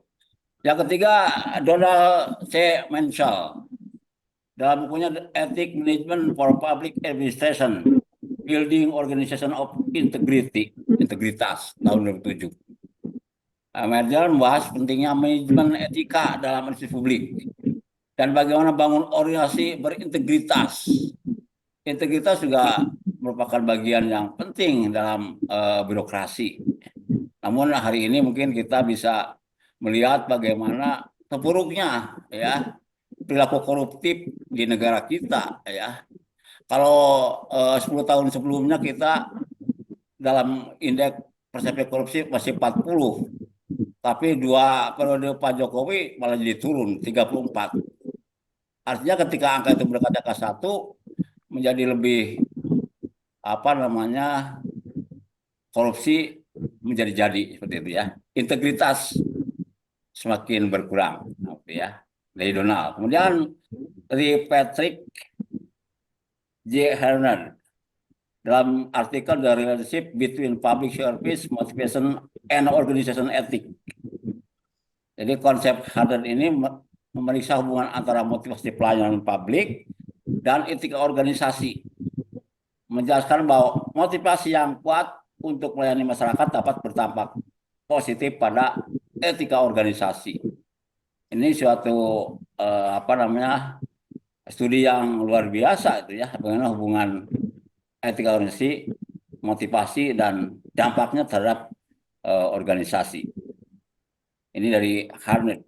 Kemudian yang terakhir dari Terry Alcover dalam buku The Responsible Administration, An Approach to Ethics for the Administration Rule.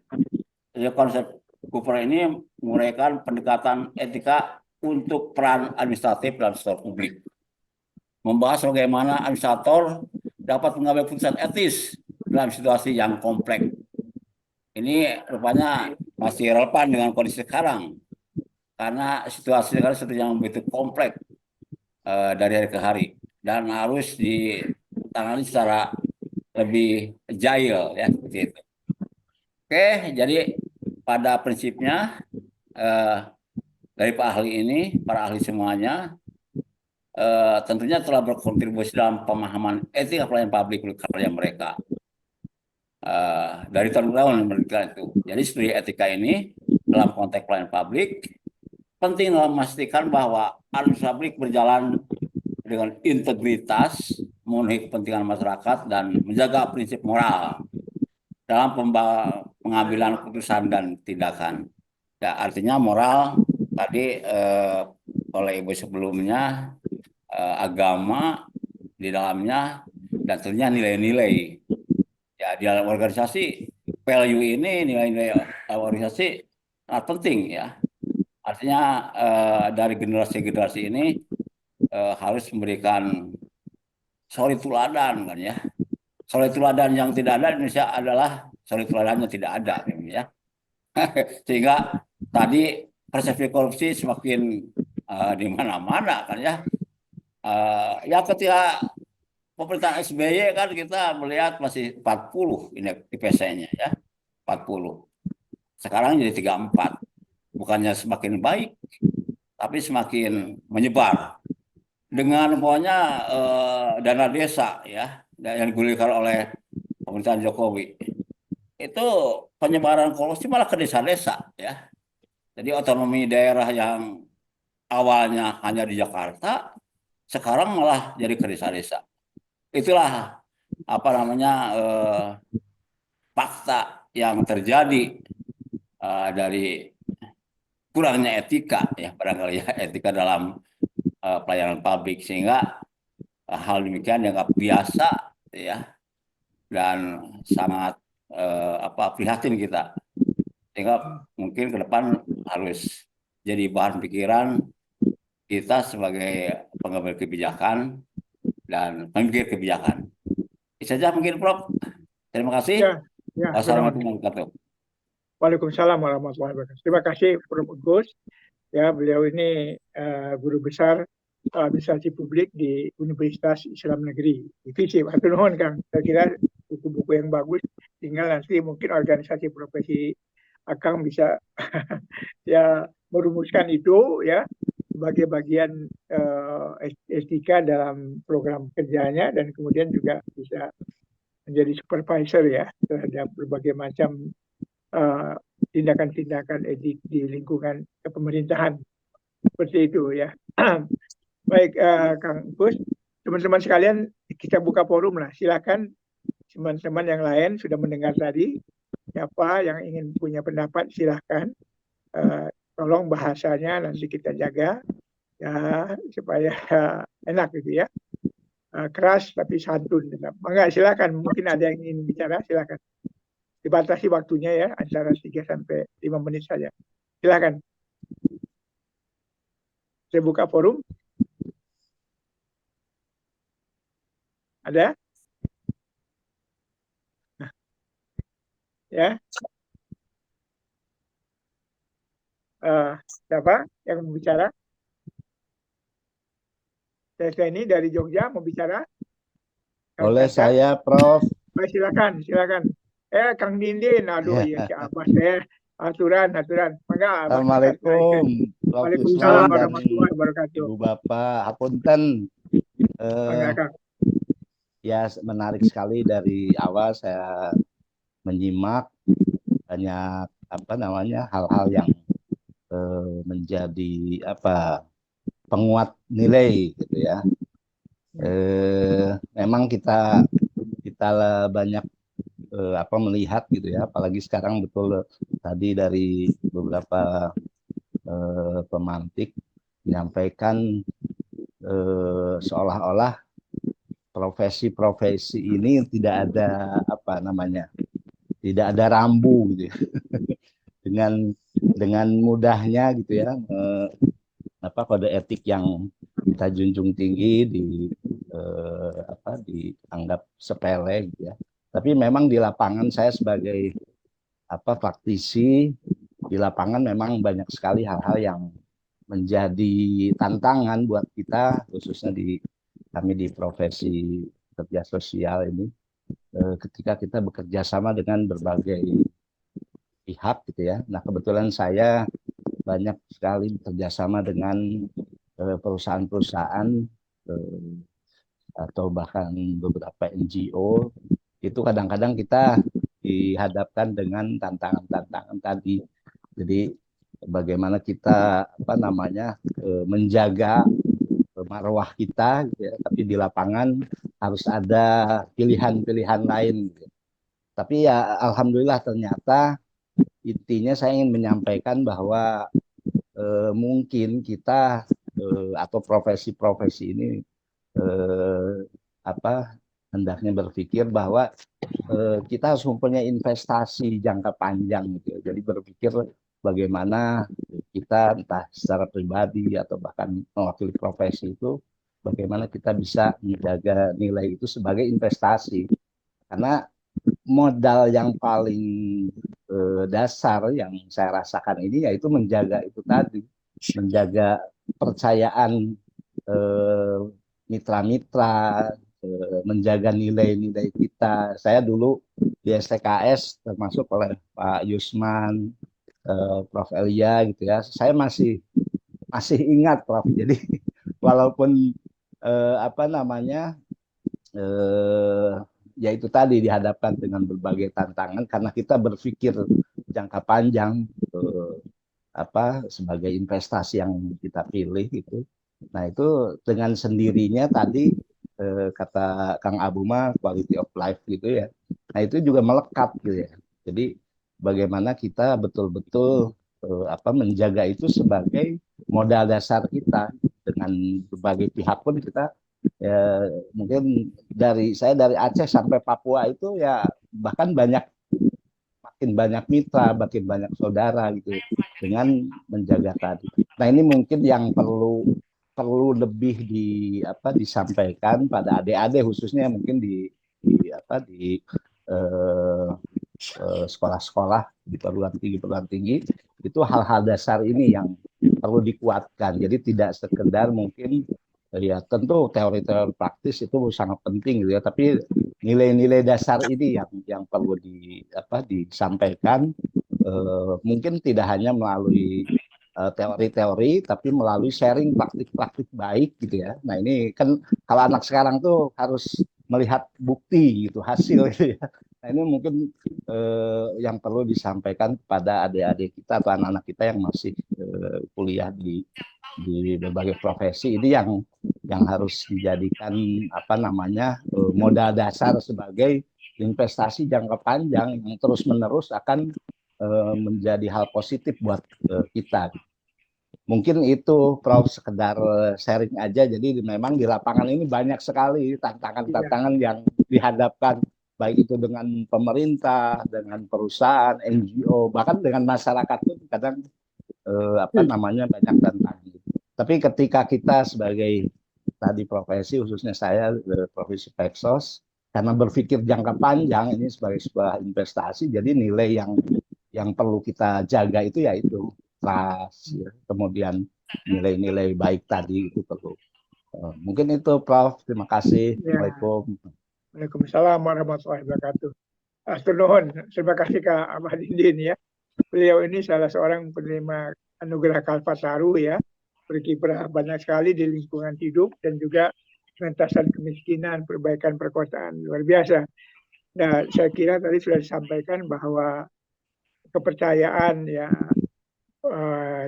kepercayaan manusia terhadap orang profesional yaitu jika dia bisa memelihara, menerapkan nilai-nilai etika baik yang bersumber dari agama maupun dari ilmu pengetahuan dalam praktek keilmuan yang dia lakukan. Itu hatur nuhun Kang Nindin. Ya baik, ini ada Kang Caca Kuswara mau bicara.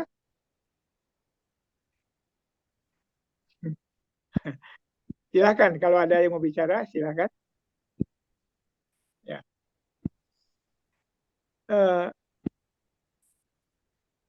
Sambil nunggu ya silakan nanti kalau teman bicara silakan. Jadi kita bisa melihat bahwa bangunan keilmuan itu kan ada dua pilar utama, yaitu pilar teknis yang berisi tentang teori tentang ilmu ya, yang berisi tentang ilmu pengetahuan ya, yang berisi tentang skill, kecakapan dan kemampuan-kemampuan praktek, kira-kira semacam itu. Itulah dibangun berbagai teori ya dan seterusnya. Tapi pilar yang kedua itu sama pentingnya, itu pilar etika, bahwa ilmuwan itu tidak bebas nilai dan dia bekerja berdasarkan nilai-nilai. Dan nilai-nilai itu yang universal itu seperti nilai tadi sudah disebutkan, nilai kebaikan ya, dan nilai kejujuran ya, nilai keadilan, nilai persamaan, nilai kebebasan, nilai kesejahteraan, mungkin nilai-nilai lain ya yang menyertai yang lebih kecil dari itu ya, yang dibingkai nanti ke dalam satu kode etik profesi. Nah, persoalan yang kita suka lihat itu yaitu organisasi profesi, ya suka dan tidak suka ya, lebih banyak dia melaksanakan program-program kerjanya ya, yang tetapi ya secara internal mengawasi praktek yang dilakukan anggotanya itu mungkin belum banyak dilakukan sebagaimana dia melaksanakan program-program kerja yang lebih bersifat ekonomi atau yang lebih bersifat membuat organisasi menjadi besar gitu. Nah, padahal ya organisasi profesi itu kalau nggak ada anggotanya nggak ada apa-apa. Nah, maka sebetulnya organisasi profesi yang bersama-sama dia berkhidmat sama anggotanya, baik dia membimbing, memperkuat ilmunya, ataupun dia mensupervisi, ataupun dia mengawasi praktek keilmuannya. Nah, dengan demikian maka proses yang harus dibangun itu ya bukan mencari-cari kesalahan ya ilmuwan atau orang profesional yang melakukan praktek, tapi memperbaiki apa yang buruk, memperkuat apa yang sudah bagus ya, dan kemudian bagaimana cara kita memberikan sanksi terhadap pelanggaran etika itu, dari mulai teguran sampai dengan pemecatan. Nah, sekarang ini jadi masalah itu juga karena organisasi profesinya banyak. Seperti di lingkungan pengacara, kalau dia dikeluarkan, dipecat dari organisasi pengacara yang pertama, dia lompat ke organisasi pengacara yang kedua. Jadi bisa diterima di situ. Nah, jadi saya kira memang ini di alam kehidupan demokrasi, memang organisasi profesi itu tidak harus satu, bisa saja lebih pada satu disiplin ilmu gitu ya. Karena jangan sampai nanti terjadi keabsolutan ya kalau organisasi profesi hanya satu gitu. Nah, tapi kalau tuh ada dua atau tiga, yang perlu dibangun itu adalah bagaimana mereka membuat satu benang merah dari program kerja mereka, terutama khususnya pembinaan anggota profesi, sehingga memudahkan mereka untuk melakukan baik pembinaan, pengawasan ataupun penindakan ya yang serempak gitu kan. Walaupun bendera mereka berbeda-beda. Nah, inilah yang barangkali yang jadi persoalan yang kita hadapi. Ya, saya kira yang masih bisa kita anggap positif itu ada organisasi Ikatan Dokter Indonesia, ya dia masih satu, ya.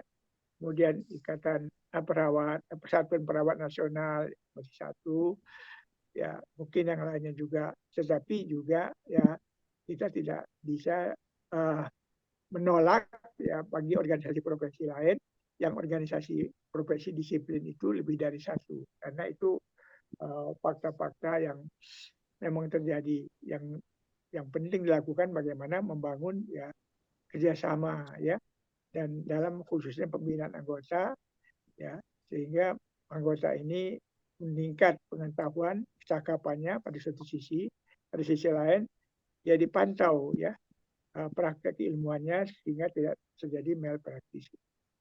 Baik, masih ada yang ingin disampaikan?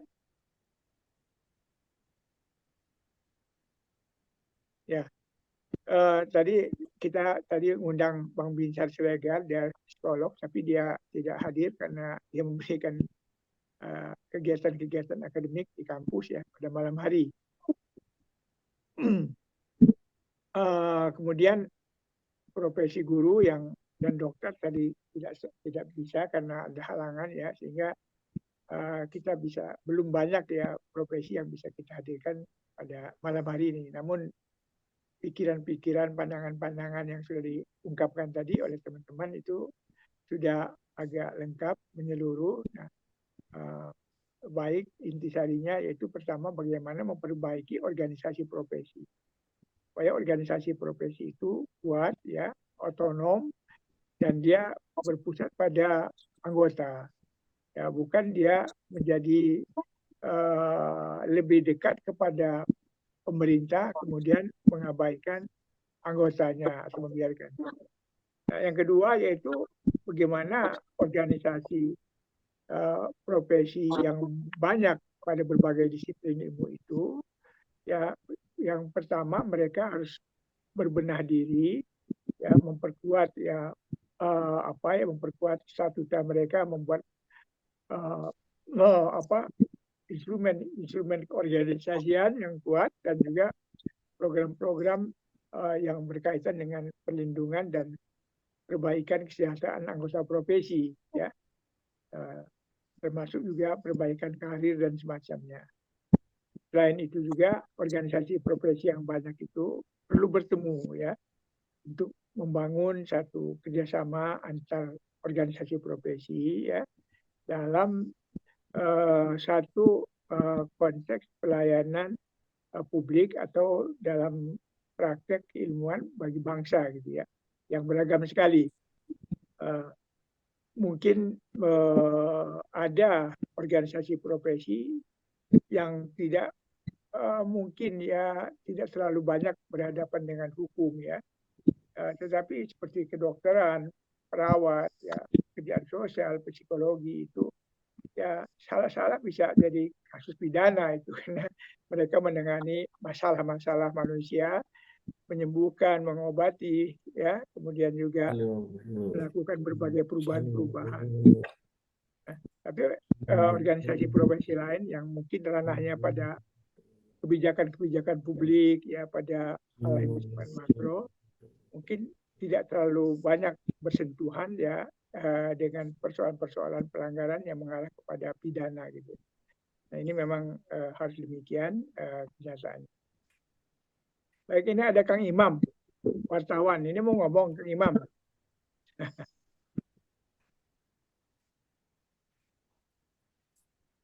Baik, saya kira teman-teman sekalian kita sudah buka kesempatan ini. Ya, kita akan lanjutkan di darat nanti. Pertama kita akan membuat rekomendasi, ya, kepada organisasi profesi, yang kedua pada pemerintah tentang apa yang kita dapat lakukan, ya, terhadap malpraktis yang dilakukan oleh anggota-anggota profesi. Saya kira itu persoalan individu anggota profesi, bukan tindakan organisasi profesi. Ya, nggak mungkin organisasi profesi akan membenamkan diri pada malpraktis, tidak mungkin itu, ya. Oleh karena itu kasus-kasus yang diutarakan di media massa atau media sosial, saya kira itu salah satu memang fungsi media itu kan adalah fungsi bisnis, ya, fungsi ekonomi, ya, entertainment gitu, ya. Jadi kita juga kalau misalnya saja 2 juta orang baik, ya, kemudian 1 orang salah yang diungkapkan, yang 1 itu terus menerus, yang 2 juta yang baik itu tidak terungkap. Oleh karena itu, ya, mungkin kita lebih bisa menerima, ya, bahwa pohon yang punya buah-buahan yang banyak, tidak semuanya matang, manis, ada yang jatuh busuk gitu kan. Tapi tidak semua buah begitu kan, maksud saya. Mungkin saya ingin mengatakan begini, ya, kita bisa menjelaskan kepada masyarakat, ya, bahwa masih banyak anggota profesi dalam bidang keilmuan, mereka sudah bekerja keras, bekerja baik, mereka mengabdi kepada masyarakat, berakhlak mulia dan seterusnya. Nah, mungkin contoh-contoh kayak begitu ya, harus juga diliput oleh media gitu kan. Jangan hanya kasus yang buruknya saja gitu kan. Nah, ini persoalan kita, memang kita tidak menguasai media sih. Jadi kalau kita tidak menguasai media ya memang organisasi profesi anggotanya akan menjadi korban dari tindakan-tindakan sebelum dia bisa membela diri, baik di dewan, di majelis kehormatan kode etik, ataupun membela diri dalam proses peradilan. Dia sudah dapat sanksi dulu, sanksi sosial dari berita-berita informasi yang seperti demikian. Ya. Nah, saudara sekalian yang saya hormati, ya, saya ingin kembali bahwa Indonesia itu adalah berdasarkan Pancasila, ya. Dasar negara Indonesia Pancasila. Oleh karena itu kita harus setuju atau tidak setuju, ya harus menerima bahwa sumber etika, kode etik itu adalah ajaran agama. Nah, ajaran agama yang sudah diterima agama-agama resmi di Indonesia. Nah, agama misalnya agama Islam, ya, di Islam di situ sudah ada, yaitu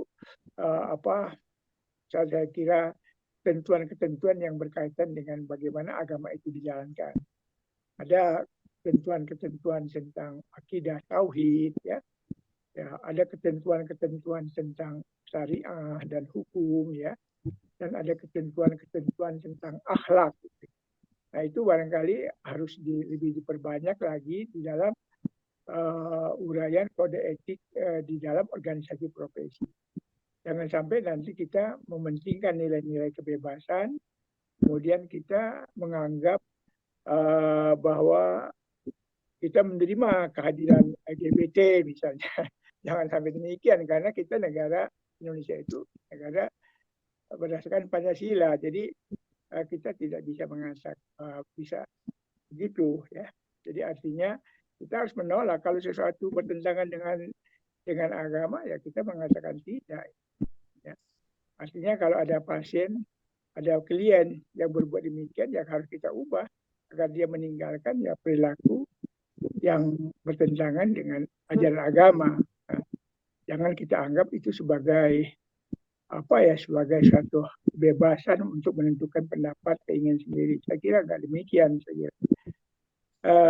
Bagaimanapun juga, kita lihat ya bagaimana pemerintah di Amerika itu akhirnya dia mengatakan ya kamu juga nggak suka, ya kamu harus tunduk sama kami gitu kan, pada nilai-nilai, pada tradisi, pada konstitusi dan pada budaya kami. Nah, jadi dengan demikian ya kita tidak bisa larut, ya, menjiplak 100%, ya, menjiplak kemudian mengambil semua nilai-nilai yang bersumber dari Barat atau dari organisasi di luar Indonesia, kemudian kita terjemahkan, kita gunakan di dalam organisasi profesi.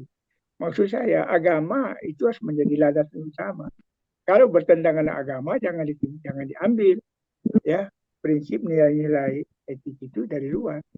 Kalau tidak bertentangan dengan ajaran agama, dengan tauhid, ya, dengan hukum-hukum, dengan akhlak, saya kira bisa saja kita pakai kajian semacam ini penting. Nah, itulah yang barangkali yang perlu kita pahami, bahwa ilmu pengetahuan itu diterapkan ya menurut ya medannya. Jadi artinya kalau kita nanam brokoli di Indramayu, ya mati dia, karena daerahnya panas, tanahnya tidak subur. Kalau brokoli kita tanam di Pengalengan atau di Lembang, mungkin jadi subur.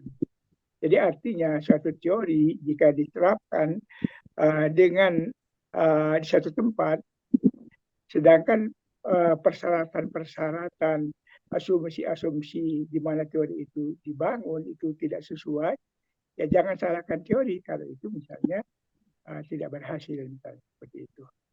Nah, dengan kata lain, ya jangan sampai nanti ya berbagai macam teori-teori pembangunan, teori-teori pelayanan publik, teori-teori yang lain yang bersumber dari Barat, kemudian kita terapkan begitu saja, kemudian menimbulkan yaitu kebingungan atau menimbulkan yaitu kesenjangan dengan pemikiran-pemikiran keagamaan yang hidup di Indonesia misalnya.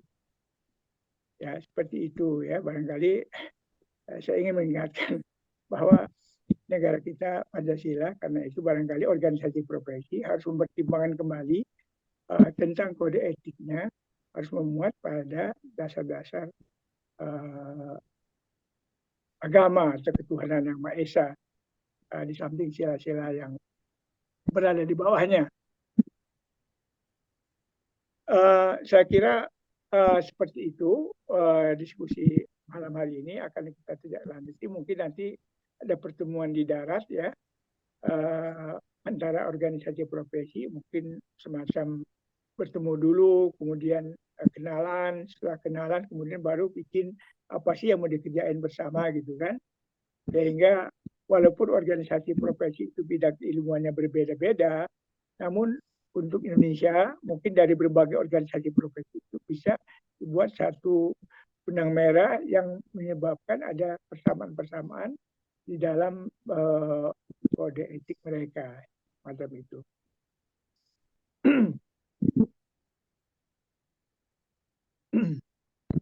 Baik, dari para pemantik masih ada tambahan? Ya. Ya, saya kira insya Allah apa pembicaraan malam ini, terutama dari pikiran-pikiran teman tadi, akan dibuat YouTube, ya, akan dapat diunggah nanti di media sosial. Setidak-tidaknya kita menjawab ya pertanyaan-pertanyaan dari masyarakat, karena yang ngomong malam ini adalah sebagian kaum profesional yang juga menjadi tenaga pengajar di perguruan tinggi yang setidak-tidaknya sudah melakukan penelitian dan banyak hal-hal yang disajikan tadi adalah fakta-fakta memang yang harus dilihat untuk memahami tentang malpraktis di lingkungan anggota organisasi profesi dan bagaimana memperbaiki, ya, menghilangkan malpraktis dan memperkuat organisasi profesi pada masa mendatang. Kang Agus, masih ada Kang Agustus Fajar? Nah, ini masih. Juga masih ada Kang Agustus? Ya, iya Pak. Ya. Ya, saya kira Kang Agustus nampaknya teman-teman tidak ada lagi yang ingin menyampaikan tadi. Intisarinya, kesimpulannya bahwa kita memang menerima bahwa ada malpraktis pada organisasi profesi, pada anggota-anggota organisasi profesi, ya, yang diliput oleh media sosial. Ya, namun kita juga berharap bahwa anggota profesi ilmu pengetahuan yang banyak itu juga memiliki anggota profesi yang mempunyai pengabdian, mempunyai akhlak yang baik, memiliki kejujuran, memiliki penampilan yang sangat menolong pada masyarakat, juga lebih banyak jumlahnya. Karena itu mereka juga harus diberikan kesempatan oleh media untuk dapat menampilkan ataupun menceritakan tentang bagaimana praktek keilmuan yang mereka lakukan. Yang kedua yaitu bagaimana kita memperbaiki organisasi profesi, baik fungsi-fungsinya secara khusus agar lebih menekankan pada pembinaan kepada anggotanya. Jadi anggotanya harus menjadi prioritas utama dari program organisasi profesi. Apa yang harus diutamakan ada peningkatan kemampuan profesional anggotanya. Yang kedua memberikan pengawasan terhadap praktek. Yang ketiga memberikan perlindungan bagi perbaikan kesejahteraan karir ataupun perbaikan-perbaikan dalam kehidupan mereka di masyarakat.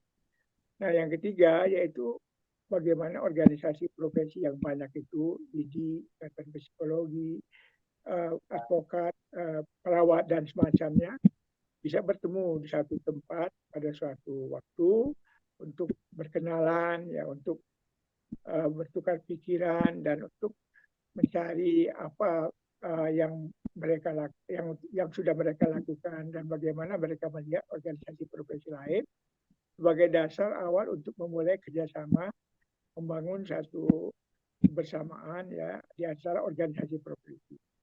Boleh jadi mungkin akan muncul satu kode etik yang bersifat umum, ya, yang merangkum semua etika profesi bagi ilmuwan, ya, dan mungkin nanti ada kode etik yang bersifat khusus bagi disiplin ilmu yang bersangkutan. Kemudian yang keempat, tentu kita berharap pada pemerintah yaitu harus memberikan peran yang lebih besar pada organisasi profesi di dalam ya kegiatan-kegiatan pemerintahan atau pembangunan. Jadi organisasi profesi ini harus diberikan kesempatan, ya, untuk berperan di dalamnya. Jangan sampai nanti organisasi profesi ini dijadikan semacam musuh atau dijadikan semacam lawan karena mereka sering melakukan kritik terhadap pemerintah. Nah, saya kira organisasi profesi memang bukanlah bagian dari pemerintah, dan bukan pula organisasi profesi itu harus berkhidmat pada pemerintah, tapi mereka adalah agen-agen, ya, dari hati nurani rakyat untuk menegakkan kebenaran, keadilan, dan kebaikan bagi umat manusia. Oleh karena itu, bagaimanapun organisasi profesi harus menjaga jarak dengan pemerintah, karena dia merupakan, ya, instrumen utama dari rakyat, ya, untuk mewujudkan cita-cita sosial dan moral rakyat yang hidup pada suatu negara. Dengan demikian, maka organisasi profesi ini dia mencerminkan sebagai organisasi keilmuan yang kokoh, yang berdasarkan prinsip-prinsip keilmuan yang ditopang oleh nilai-nilai etika yang bersumber dari ajaran agama dan ilmu pengetahuan. Saya kira itu kesimpulannya, Kang Agus, ya. Mudah-mudahan nanti kita bisa kembangkan lebih jauh.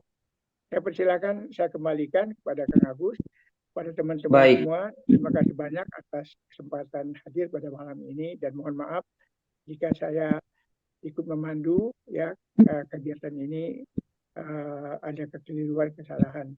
Wabillahi taufiq wal hidayah. Assalamualaikum warahmatullahi wabarakatuh. Maka Waalaikumsalam warahmatullahi wabarakatuh. Terima kasih Pak Profesor Yusman Iskandar yang telah menyampaikan pengantar dan juga memandu dan sekaligus membuat kesimpulan. Mohon maaf Bapak Ibu, saat ini saya juga mengikuti dua Zoom yang lain berbagi. Betul. Bapak Ibu, demikian tadi bincang-bincang social worker dengan tema penghayatan, pengamalan, dan penegakan kode etik dalam berbagai organisasi profesi terhadap praktek anggotanya. Mudah-mudahan ini bermanfaat bagi kita semua. Dan kita akhiri dengan doa majelis. Subhanakallahumma wa bihamdika, asyhadu alla ilaha illa anta, astaghfiruka wa atubu ilaik. Terima kasih, mohon maaf atas kekurangannya. Bila taufiq wal hidayah. Assalamualaikum warahmatullahi wabarakatuh. Waalaikumsalam warahmatullahi wabarakatuh. Bapak Ibu, ya. Terima kasih. Nuhun, ya, semuanya. Kang Evan, nuhun, ya. Izin. Amin. Kita izin, ya, semuanya. Nuhun, insyaallah kita ketemu di dalam. Waalaikumsalam.